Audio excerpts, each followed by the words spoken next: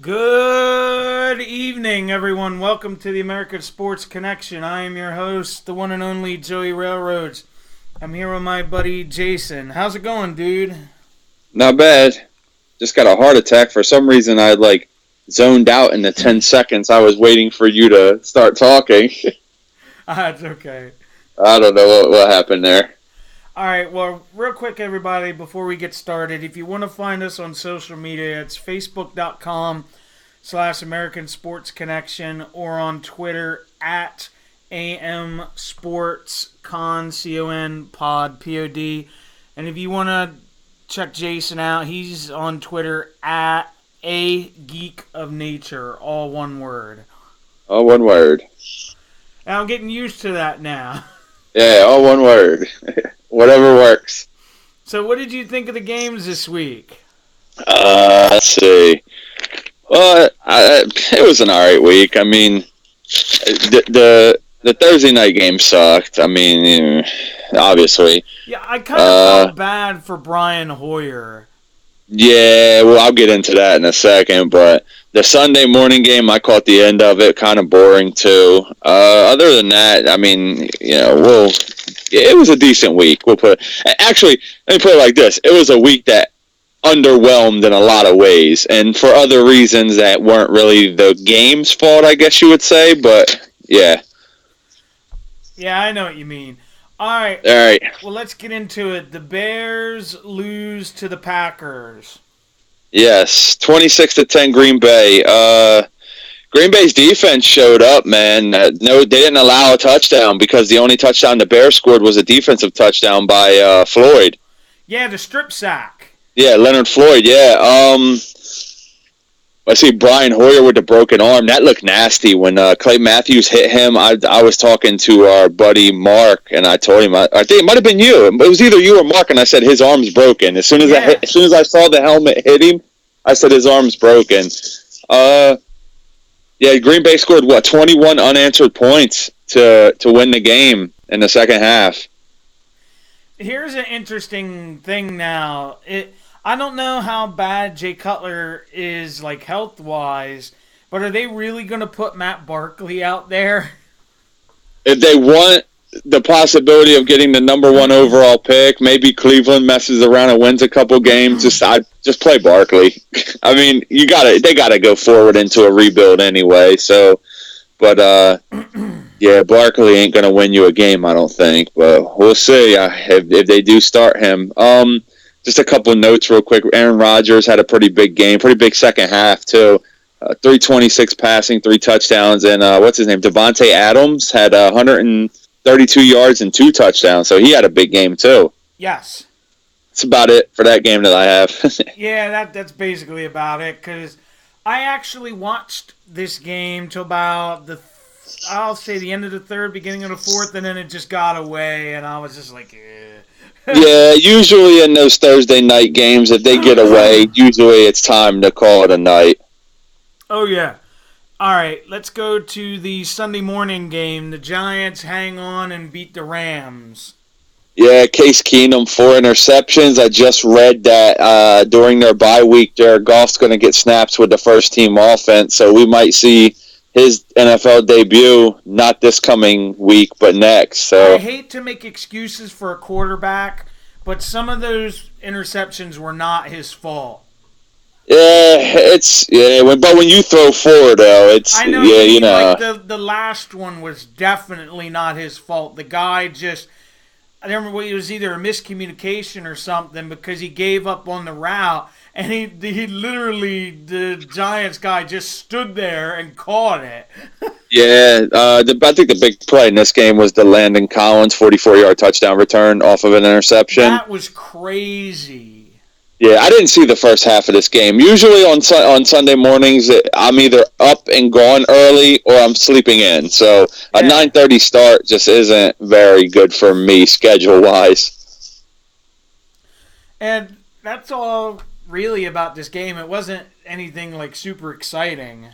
No, there was really nothing else that I think is even worthy about talking about, worthy to be talked about. All right, moving along, we had the Saints coming up just short in Kansas City.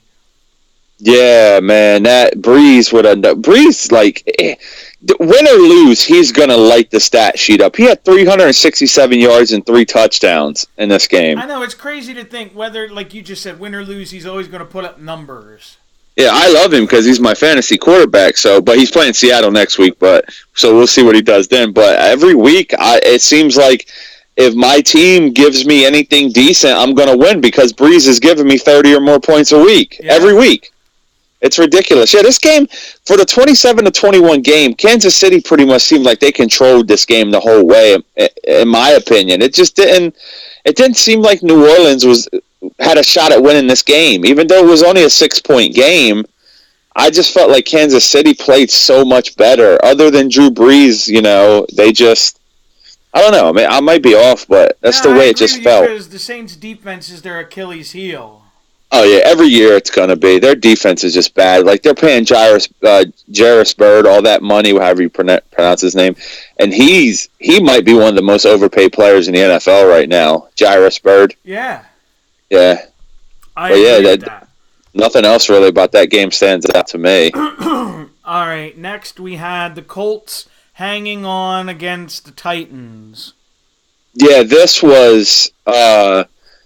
a pretty good finish. Like, the Colts won themselves a game late here. They scored a touchdown, 1:55 left, and then on the next play from scrimmage, Mariota fumbles and they returned it for a touchdown, the Colts, to pretty much put the game away. Wow. Yeah, they had a few big games in there. Luck had 353 yards, 3 touchdowns. T.Y. Hilton, 133 receiving and a touchdown. And DeMarco Murray with 100 yards, 107 yards rushing and a touchdown. But Indianapolis finally, put a game away. After that terrible blown game against Houston, they came out in the fourth quarter of this one and won a game and finished a game. Yeah, I agree with you. That it's because that's been their big problem is finishing games, because their defense is really bad too. Yeah, and I think a loss there could have been Pagano's job, to be honest with you. It's so hard to fire a guy after a loss, which normally nobody will do, or win, I'm sorry. But I think Pagano loses that game, man. He might be in trouble. It's possible. Yeah, I don't think he's making it out of this season. I don't think he's going to open next season as the Colts head coach, but we'll see. But that's just my opinion. But I think he probably saved his job again. Yeah, he seems to just hang around. All right, yeah. Next, our game that we watched on Sunday, the Vikings and the Eagles. Yeah, Eagles win 21-10. Man, another week of hearing people say the Eagles had no shot, and they win. Just like they did Pittsburgh. Defense was dominant again. Just their defense was dominant on Sunday. That's the only thing I can say. 6 sacks on Bradford. An early interception in the end zone by Rodney McLeod that saved the Eagles' turnover. What was it, 5 turnovers in 6 possessions in this game? Yeah. To start the game on both sides? Yeah. It was like a hot potato game early. But they just really, their defense just stood up, man. It was one of the crazier games I've ever seen. Yeah, what really kicked this game into gear was when Josh Huff's 98-yard touchdown return for the kickoff return for a touchdown. It really seemed to get the Eagles really going.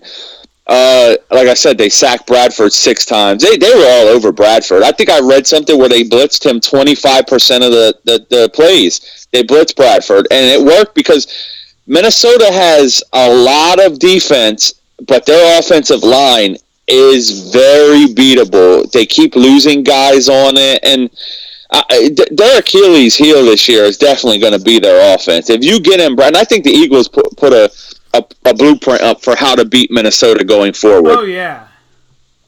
But sorry. Go ahead. It wasn't a very exciting game unless you like fumbles and interceptions and then one kickoff return. And if you like defense. Yeah, defense, they won the game 21-10, man. I mean, the Eagles finally allowed their first defensive touchdown in the second half this year. It was a garbage touchdown with, a minute left or something? Yeah. Yeah, it didn't really matter at that point, but it still goes down as the first defensive touchdown the Eagles have allowed in the second half this season. But they definitely made up for it early and often by sacking Bradford and taking the ball away. And one more thing I got to point out is Ryan Matthews' failure to hold on to the football late in the game again, man. I know, he's going to basically cost himself a job. He may, especially late in the game, he may. No, it's just, you can't do that. Yeah, not when you're trying to be a winning team. I mean, it puts the Eagles at 4-2 now, a game out of first behind Dallas, who's 5-1. So, we'll talk about that in a minute. Yeah, big win. Next, we had the Tire Bowl with the Browns and the Bengals. Yeah, I mean, the best play of this game was the Hail Mary at the end of the first half to A.J. Green. Tipped it, catches it himself. Ends up with 169 yards receiving and a touchdown. Jeremy Hill, 168 yards rushing and a touchdown. Dalton, 308, 2 touchdowns. I mean, you can't really get deep into a game that Cleveland played in because they're never good games. The only big thing I think that came out of this game is that quarterback, Kevin Hogan, he actually had over 100 yards rushing and a touchdown as the quarterback because he certainly wasn't throwing the ball, so he better do something. But Cleveland, man, I say it again, I'm not picking them to win a game until they win a game. All right, moving on. Yeah, good, nice quick transition. The Redskins blow one late in Detroit. Yeah, the Redskins take the lead late and then blow one late because they had that was a nice 19-yard touchdown run with 1:05 left by Cousins. I thought they were going to win themselves another football game, but Stafford hit Bolden with 16 seconds left to wrap it up, 2017 for Detroit. Cousins had a big day, man. He had 301 yards passing, a touchdown, and a rushing touchdown. So he had probably the biggest day definitely in this game. But, like I said, Stafford with 16 seconds left hit Bolden for the game winner. The Stafford big thing might be playing the best football of his career.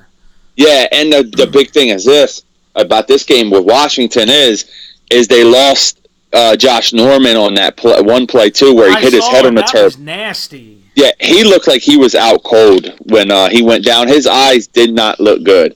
Yeah, like he was glazed over. Yep. All right. Next, we have the Raiders beating Jacksonville in Jacksonville. Yeah, another game that we could probably blaze through. 33-16, Oakland win. Jacksonville they just didn't show up too well. What's his name? Latavius Murray had 2 touchdowns rushing. Crabtree had 96 yards receiving and a touchdown. But this was kind of just a wash game. Raiders still playing good football, man. Beating the teams they should. Staying in it with Denver in the West. Yeah. We'll see. We need that matchup. Yeah. All right, next we have the Bills laying an egg against Miami. Laying a second half egg for sure because Miami scored 21 unanswered points in the second half in this game to win it. 28-25, Miami wins. What's his name? Ajayi, whatever. 214 yards rushing and a touchdown, 1 touchdown. And what is he, the 4th running back in NFL history to rush for 200-plus yards in back-to-back games? Yes. I believe Dickerson, OJ, and one more guy who I can't remember off the top of my head. Yeah, I'm forgetting the 4th guy. Yeah, I don't remember, but he becomes the 4th player ever to do it. So big game for him. Dolphins with a big second half to pull a victory out. And Buffalo, man, going into the game they have next week, they could have definitely used a win today or Sunday. Plus, I don't know if this is true, but I've read reports where they mismanaged LaShawn McCoy during the week, and they kind of let him play, and then he got really hurt himself in this game. Yeah, I just read going into this week, he's pretty much questionable, but probably more doubtful. And it stinks for them because they're going into what I think is their biggest game of the year. Yeah, because they already have one. Well, we'll talk about it in a minute. Yep. All right, next, another shocker for me, the Ravens losing to the Jets. This doesn't shock me. I think Baltimore's another team that's on the verge of needing a rebuild as well, because they have a lot of aging talent, I guess you would say. Flacco's not young anymore. You know, who's their big receiver? Mike Wallace, right? And Steve Smith Sr. Oh, Steve Smith Sr. He's really a senior. Yeah, I mean, the name kind of fits him. The big thing of this is the Jets defense clamped down, man. No second half points allowed. And another big thing is Geno Smith out for the season. Gets his chance to start. Looks decent. He threw that 69-yard touchdown pass to that Anua guy, I guess you pronounce his name? Yeah. Anua. And then he gets his ACL torn to end his season. Talk about shitty luck.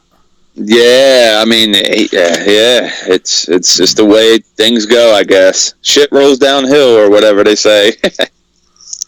Yeah, I can agree with that one. All right, moving along. This was another one that surprised me. The Buccaneers just put a whooping on the Niners. Yeah, Tampa Bay got punched in the mouth early. 14-0 in the first quarter was this game. And Tampa comes back, wins 34-17. Their defense clamped down, 3 points allowed in the final 45 minutes of the game.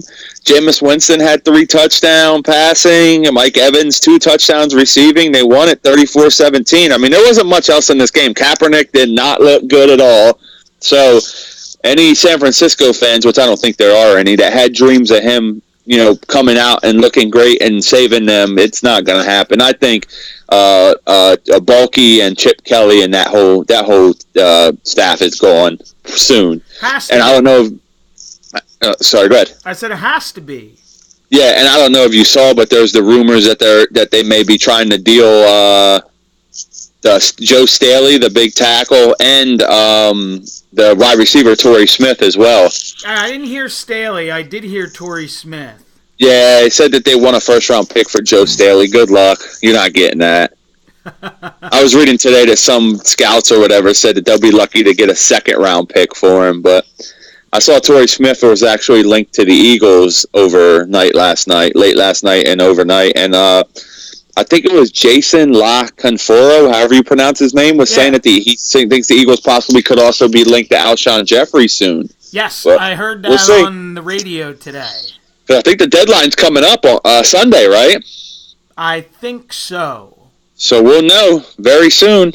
Maybe we'll get a trade or two before the trading deadline in the NFL. Yeah, it'll be interesting to see. I hope so. Hope the Eagles add a piece. Be nice. Torrey Smith be a good piece. Deep threat. All right, moving on. We have the Chargers going down to Atlanta and beating them in overtime. Yep, 33-30 in overtime. Josh Lambo ties the game with 18 seconds left and wins it in overtime with a field goal. Melvin Gordon, the king of the goal line touchdown run. 2 more. Julio Jones had a big day, 174 yards receiving. No touchdowns, though. But for a game that was so high scoring and stuff, there wasn't a lot of stats or anything that stood out. It's funny. I know, it was a weird one.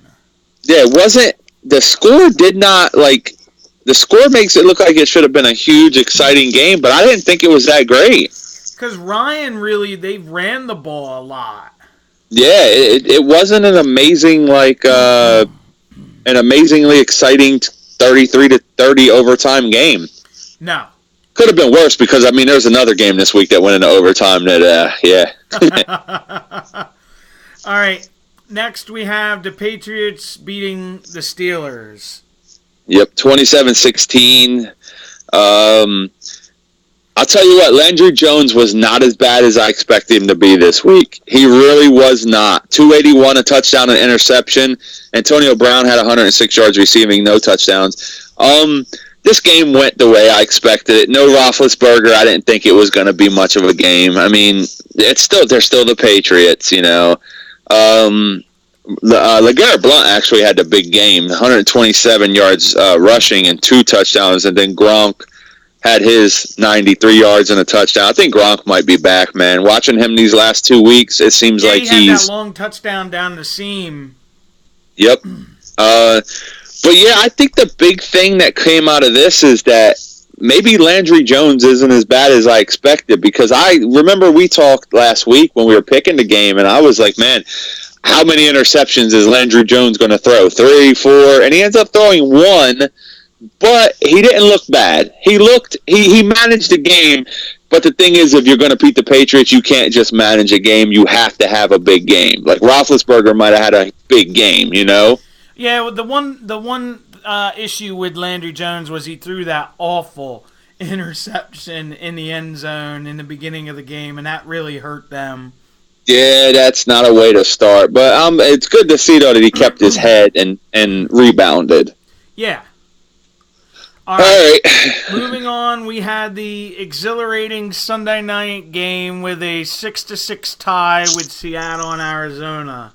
Yeah, the only thing that stood out when I was actually going over everything in this is that somehow Carson Palmer had 342 yards passing. I don't know how you throw for 342 yards and don't score a touchdown. The biggest thing I think that came out of this game is you had 2 kickers that should have been beat up in the locker room, both of them. Cannizzaro misses the field goal that would have put the game away, beat him up because he cost you a game, and then Hauschka misses a field goal. That was a chip to shot. Win you the game. Yeah, both of them were chip shots. 30 and 27 yards, I believe, respectively, were the 2 distances, and they both missed. Both of these kickers should be beat up. Game if you liked punting. Yeah, if you like punting, it was the holy grail of football games. But it's just bad, man. I watched the whole, probably close to the whole second half, because I watched The Walking Dead. When that went off, I switched back to the football game. There was nothing real exciting in this game at all. Like Lance said, the one field goal was shorter than an extra point. Yeah. They both were that they missed in OT. I actually fell asleep. I was watching this game, and it literally put me to sleep. Yeah, I can understand. This game was the Ambien of the NFL. There you go. Now, there's nothing really else I can say about this game. Basically, what I will say is Arizona needed that field goal to go in more than Seattle, because they could have really used that win. Yeah, it would have put them a game back of them, and they still have one to play. Yep, and now they're, a game and a half back, right? Yeah. Well, whatever, I don't know. Whatever it is, they blew it. All right, and let's talk about the final game of the week, last night's game. Brock Osweiler laying an egg on Monday Night Football, coming back to Denver. Yeah, a lot of people are going to say Osweiler laid an egg and he did bad and it's his fault. But let me ask you a question. How many quarterbacks have beat up on Denver the last 2 seasons? Exactly. Osweiler did not look good. Bill O'Brien, I don't know, man. Like, it was almost like he just wanted to get Osweiler out of there in one piece. At some points, it seemed like that. He averaged 3.2 yards per attempt last night. That means he's basically throwing dump passes all night. It just wasn't good. Like, Denver played the way Denver should win football games. They ran the ball. They had over 200 yards rushing, and their defense was dominant. Hey, that Booker kid they have, I really like him. Yeah, I actually just read where Kubiak said that he will get more time in their offense going forward. He had 83 yards rushing and a touchdown, and then you add the 117 or 127 by C.J. Anderson. Yeah. And they went over 200 yards rushing. They had a really, they played their kind of football, man. Run and defense. Hold on to the football, play defense. Denver's going to beat you about every week if they do that. Simeon, by the way, they're winning football games with him. And I've seen a lot of people talking about Denver, and they're like, oh, there's no way they repeat because they don't have the quarterback. I don't think people realize how bad Peyton Manning was last year when they won the Super Bowl. But Lance is saying that they need to fire Houston's offensive coordinator. I don't disagree. Well, I think their big problem is that their number one receiver, DeAndre Hopkins, who's a stud, hates their quarterback. Does he really? Yeah, I don't think they care for each other, and I think signing Osweiler is going to give Hopkins his perfect inspiration he needs to get out of there, because I don't think he likes him. It's because every time I watch them in a primetime game, I'm amazed with the talent that they have on wide receiver and the tight end too, that they don't stretch the field more. Yeah, I don't know if Osweiler can. I'm not sure exactly. And oh man, by the way, they lost that dude last night, Derek Newton. That was terrible. Yeah, his career's got to be over. 28 years old. He's 2 patella tendons torn. I don't. That's like a 2 to 3 year injury, man. Yeah, with both of them, the offensive lineman, right? Yeah. Because I think I read that they can't repair both of them at the same time. He has to do a double rehabilitation. That's terrible. He's done. I mean, if he comes back and he plays in the NFL again, I would be shocked, man. An offensive lineman as big as he is, tearing both of them, it's not like, a small, quick, healthy guy doing it. He's got a lot of weight on those. But, man, that was terrible to see. A bigger guy. Yeah, it was just bad to see, man. It's a shame. Like, if he doesn't come back and play, it's just a shame. Yeah. All right. Before we make our picks this week, how did we do last week? You beat me by 2 games last week, which is our first week since week 1 that we had a difference in losses. Overall, I'm 1 win ahead of you right now. All right, I'll just run through them real quick. We both had Green Bay. You picked LA. I had the Giants, so that was your one of your losses. We both had Cincinnati. I picked Washington. You had Detroit, so I lost that one. Assholes blew that game, which I'm happy about, actually. We both had Indy, so we won that one. I had New Orleans. You had Kansas City. I lost that. We both lost Buffalo. We both lost Baltimore. We both lost Minnesota. We both had Oakland winning, so we got that. We both lost Atlanta, and I lost San Francisco. You lost Tampa. And then New Orleans, we both won. Arizona, that's a push, so I throw that one out. And then we both won with Denver. So it was 7 losses for me, 5 for you. And 5 losses is the best week we've had since week 1, where I had 3. So you had the best week in 6 weeks. That's funny. I didn't. All right. Want me to get right into the next ones? Yeah, go ahead. All right, here we go. Starting it off, Thursday night, a stinker of a game, Jacksonville at Tennessee. Oh, God. I'm actually going to go Tennessee. All right, we agree on that one then. I think at home they'll take it. I think they have a little bit better of a team. Maybe run the ball a little bit more with Murray and win it. All right, London again, right? Yeah. Washington at Cincinnati. I'll take Cincinnati. Yeah, I agree. I think their offense, Josh Norman, I'm going to say is going to be out, so I believe A.J. Green may have a huge day. So I agree with you on that one. I think this one might be the lock of the week coming up. It might not seem... Dino said the UK game, that's the TV ratings winner. Yeah. New England at Buffalo.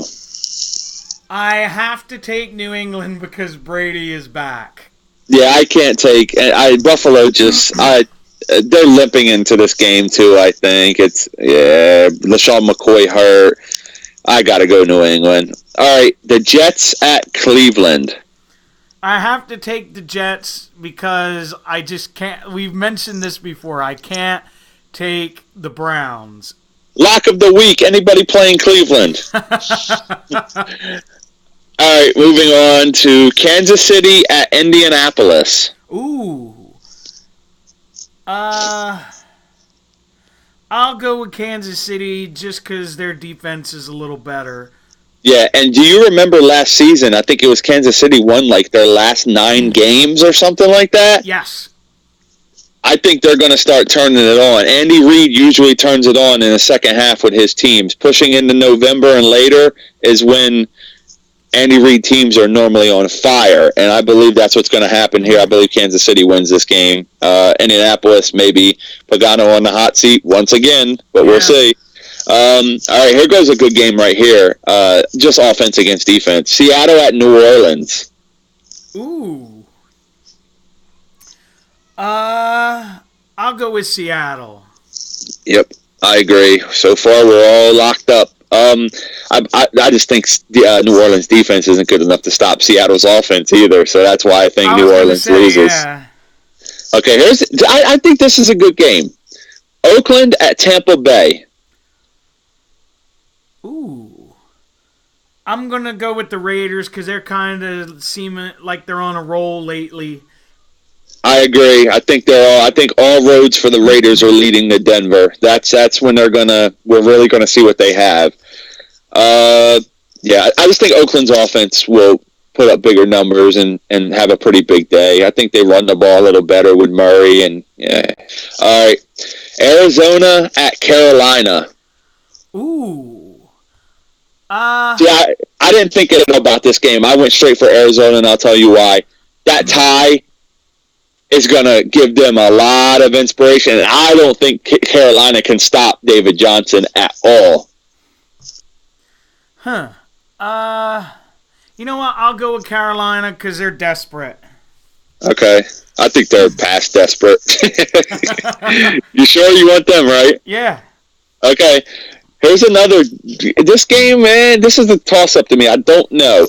Detroit at Houston. Ooh. Because it's at home, I'll say Houston. I agree. I took Houston. So far, we only have one difference. San Diego at Denver. I say Denver gets back their win. I agree. I have that. I think Denver's actually going to beat them up. They want revenge. And they're coming off of a game, too, where they beat up Houston. And they seem like they might be locked back in, so we'll see. I think this is another good game. I think we have some good games this week, man. Green Bay at Atlanta. Ooh. I'll go Green Bay. We both got Green Bay then. I think Aaron Rodgers might have woken up a little bit on Thursday night. I just can't trust Atlanta's defense. I don't trust Atlanta, period. Yeah, I agree with that. I don't trust them. The game of the week right here, I think this is it. Me and you both can definitely agree. I said earlier there might be this one, might be, but this is the game of the week. Philadelphia at Dallas. It's rough, right? My gut tells me Dallas. Dallas, yeah. I picked Dallas. I'll admit it. Maybe for other reasons, but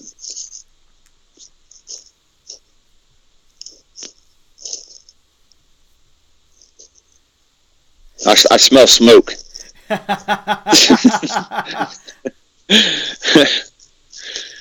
Who you got? I'll go with Dallas.